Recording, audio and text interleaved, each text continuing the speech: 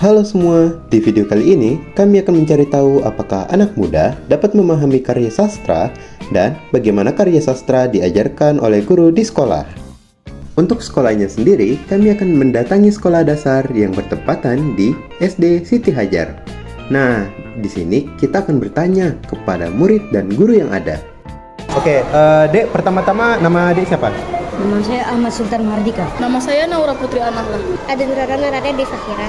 Untuk murid, kita akan memberikan beberapa pertanyaan yang sederhana, seperti apakah adik senang membaca karya sastra tertulis seperti dongeng, novel, ataupun bentuk cerita lainnya? Senang, karena saya waktu dulu masih kecil dapat banyak pelajaran dari dongeng-dongeng yang sering dibacakan, terutama dari nenek saya. Kalau saya lebih ke baca novel sih dibandingkan dongeng. Lebih suka novel juga kayak tadi. Apakah adik memiliki cerita favorit? Jika iya, siapa tokoh favorit di cerita tersebut? Ada, dongeng yang paling saya favoritkan itu tikus kampung, tikus desa dan tikus kota. Jadi karakter yang saya paling suka di situ kedua-duanya, tikus kota dan tikus desa. Ada. Judulnya itu Arwah. Kalau karakter favorit itu ada Naya. Ada 12 IPA 4 Jarvis.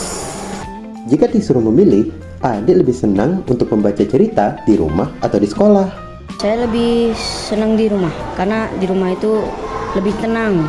Kalau di sini ya terkadang diusik sama teman. Kalau saya pribadi itu dua-duanya bisa. Cuman yang paling enak tuh di rumah sih, karena lebih adem, lebih tenang. Kalau di kelas itu kan kayak agak berisik ya, jadi kurang fokus. Di rumah karena nggak berisik, terus tenang dan nggak diganggu juga gitu. Untuk wawancara dengan guru, pertanyaan akan diajukan oleh rekan saya yang bernama Fahri Mulya. Misi Pak, boleh tanya namanya siapa Pak? Oke, nama saya Davin Rizky. Oh, iya Pak. Ada dari apa namanya itu? Alumni jurusan apa biar bisa masuk di sini? Kebetulan saya alumni dari jurusan Bahasa dan Sastra Indonesia Universitas Negeri Medan. Oh, Universitas Negeri Medan. Mantap lah ya Pak. Alhamdulillah ya Pak. Dapat pekerjaan jadi guru ya kan Pak? Iya, Iya Pak. Ini pertanyaan saya Pak, kalau Bapak nggak keberatan ya. Iya, saya pun juga agak gugup nih. Iya, nggak apa. Iya. Ini untuk pertanyaannya Pak, jenis teks apa aja yang Bapak gunakan dalam mengajar sastra sama anak didik Bapak? Jenis-jenis? Jenis teks apa saja yang Bapak gunakan? Baik, untuk tingkat SD, karena saya sudah mengajar di beberapa level, dari mulai kelas 4, 5, dan 6. Sejauh ini teks yang kebanyakan dipelajari untuk level 4, 5, dan 6 itu hanya teks eksplanasi, eksposisi, cerita pendek, dan beberapa jenis karya sastra seperti puisi, pantun, kemudian ada prosa, atau itu cerita pendek tadi. Oh, itu juga terinfluence dari jurusan Bapak juga ya? Ya, mungkin bukan terinfluence, tapi beberapa pembelajaran yang pernah saya lakukan dapat saya manfaatkan dalam mengajar siswa-siswi saya. Bagus lah ya Pak. Ya, alhamdulillah. Makanya saya. Ya Pak, setelah itu metode apa aja yang Bapak aplikasikan untuk mengajar di kelas? Oke, metodenya itu beragam ya, tergantung. Kalau misalnya materinya tentang teks, saya biasanya sudah pasti menggunakan teks dan mengangkat peristiwa-peristiwa yang sedang hangat dibicarakan. Nah, terutama pada hari ini, pada hari ini kami mengangkat pembelajaran teks posisi. Yang saya pelajari bahwa hal-hal yang paling mudah dituangkan ataupun kita gunakan sebagai bahan untuk membuat teks posisi adalah hal-hal yang sedang hangat dibicarakan, aktual ataupun sedang viral. Karena ketika hal-hal itu banyak dibicarakan, sedang hangat, anak-anak peserta didik kita itu lebih mudah untuk menemukan ataupun mendapatkan data-data atau fakta untuk membuat ataupun memperkuat pendapatnya dalam menulis teks posisi. Dengan menggunakan teori, apalagi eksposisi, ya kan Pak? Benar. Saya mendengarkan juga. Saya juga jadi murid Bapak juga. Ya. Oke. Ya. Jadi itu metode Bapak. Metode. Kemudian kalau untuk mata pelajaran lain yang berbau sastra, saya lebih senang kalau dalam menulis sebuah karya sastra, saya akan mengajak mereka untuk keluar kelas, mengamati lingkungan sekitar. Karena benar seperti yang mungkin anak-anak yang diwawancara tadi, bahwa kita akan lebih mudah mendapatkan inspirasi ketika kita melihat hal-hal yang lebih luas ataupun pandangan kita tidak terbatas. Oh, dia nggak kayak gini dalam kan? kelas kan kita terkungkung, sedangkan kalau kita berada di luar, kita bisa melihat pepohonan, merasakan mungkin angin dan lainnya, itu membantu kita mendapatkan inspirasi lebih dibandingkan kita hanya berdiam dalam kelas. Di luar kota ya kan? Iya. Oh, mantap lah ya Pak. Setelah itu, apakah anak didik Bapak aktif saat pelajaran? Bagaimana respon mereka saat diajarkan tentang sastra? Oke. Kalau tentang sastra, alhamdulillah semuanya aktif. Tapi memang beberapa anak yang mungkin, kalau sastra ini kan dia tujuan akhirnya adalah sebuah penampilan ataupun sebuah karya. Yang berbeda dengan pembelajaran umum tentang yang berbau kependidikan, misalnya teks eksposisi dan lainnya. Iya. Kalau berbicara tentang sastra, anak-anak lebih aktif karena rata-rata siswa-siswa itu senang untuk melakukan berekspresi melakukan penampilan. Karena di situ mereka bisa mengeksplor bagaimana diri mereka, mengetahui apakah mereka percaya diri atau tidak, dan mereka sangat senang menunjukkan ataupun menampilkan hal-hal yang telah mereka latih dan mereka bisa. Jadi keingat Dead Poet Society ya Pak? Ya dulu, ya.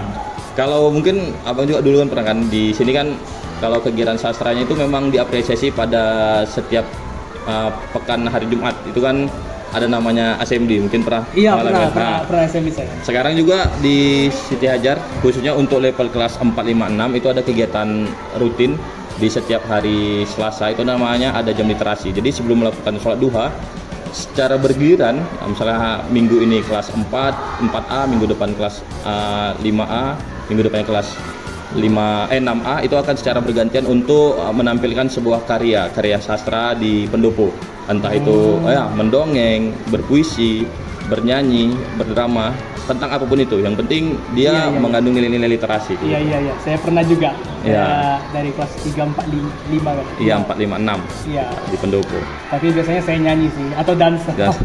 Iya, Pak. itu dia. Iya. Ini Pak, apakah ada kegiatan lanjutan yang Bapak lakukan setelah kelas selesai gitu, kayak membaca atau diskusi bersama, dan juga apakah mereka senang gitu? Oke, untuk kegiatan lanjutan biasanya ada. Jadi kebanyakan dari siswa-siswi yang saya ajarkan, mereka senang berdiskusi terkait hal-hal yang telah kami pelajari. Jadi contoh misalnya mereka belum menemukan hal-hal yang mereka cari, mereka akan biasa menjumpai guru-guru, termasuk misalnya pelajaran saya. Ini tidak terbatas hanya di pelajaran bahasa Indonesia, tapi di semua pelajaran. Mereka akan datangi guru untuk bertanya, Bu, ini tadi seperti apa? Termasuk mereka selalu menanyakan ketika sudah mengerjakan suatu tugas, ketika gurunya belum mengembalikan tugas mereka, apakah tugas itu ada kesalahan atau tidak. Jadi mereka sering melakukan tanya jawab ataupun diskusi terkait hal yang sudah dilakukan dalam kelas. Dan kalau ditanya senang atau tidaknya, mungkin beragam, tergantung bagaimana materi ataupun situasi di dalam kelas. Tapi sejauh ini banyak anak-anak yang senang dalam pembelajaran di kelas. Kalau anak-anak yang kayak gugup atau malu kayak seperti sebelumnya. Oh iya, pasti ada. Jadi itu tadi, kenapa kegiatan literasi di hari Selasa itu dilakukan? Itu adalah untuk membuat anak-anak ini harus percaya diri dengan kemampuannya. Makanya yang nampil pada setiap hari Selasa itu dilakukan secara bergilir. Jadi setiap kelas, wali kelasnya akan memilih anak-anak yang sudah tampil. Jadi minggu depannya orang yang berbeda. Jadi semuanya mendapatkan kesempatan untuk berani tampil di muka umum, itu dia. Itu apa ya, keberanian mereka ya kan? Iya, benar. Ekspresi mereka. Bagus loh Pak. Ya, seperti yang saya harapkan dari Siti Hajar. Setelah itu, selama mengajar, tantangan apa saja yang Bapak hadapi saat mengajar sastra? Kayak dongeng, cerita rakyat atau sebagainya ke anak didik, biasanya gimana itu? Tantangannya beragam. Kebetulan memang saya salah satu guru yang ditugaskan kalau dalam melatih kegiatan-kegiatan sastra, misalnya penampilan drama ataupun untuk lomba-lomba, atau juga meleksi anak-anak yang nantinya akan dipilih untuk mengikuti lomba-lomba sastra. Mungkin tantangannya memang ketika saya menyeleksinya sendirian. Sebenarnya tantangannya itu saya sedikit berat ataupun ragu ketika harus menyeleksi sendiri, karena otomatis apa yang saya nilai itu menjadi keputusan mutlak. Saya tidak suka, jadi saya lebih suka ada pembanding ataupun sebagai teman diskusi. Jadi orang-orang atau anak-anak yang kita pilih ini benar-benar bukan putusan sepihak, tapi memang ada diskusi beberapa pihak. Karena seni itu subjektif ya. Iya, benar. Bisa dinilai kayak nilai agama gitu. Iya benar. Dia ya tergantung siapa yang mendengar atau siapa yang memandangkan itu seni. Jadi tidak terbatas pada satu poin tertentu gitu ya. Jadi kalau soal nilai objektif gimana katanya?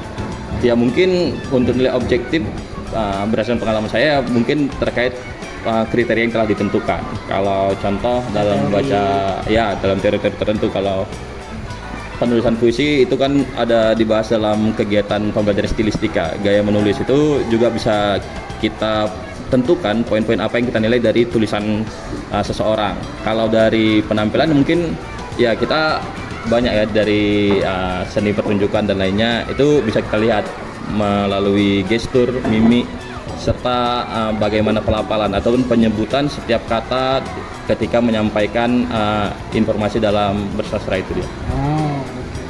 Oke Pak, itu aja pertanyaannya Pak. Oke. Terima kasih ya Pak. Sama-sama. Assalamualaikum. Waalaikumsalam. Nah, itu dia hasil observasi kami terhadap pemahaman anak muda mengenai karya sastra dan bagaimana karya sastra diajarkan oleh guru di sekolah. Semoga saja semua anak di Indonesia memiliki kesenangan terhadap karya sastra seperti anak muda di video ini, dan karya sastra dapat diajarkan dengan baik di seluruh Indonesia. Terima kasih telah menonton video ini. Sampai jumpa di lain waktu.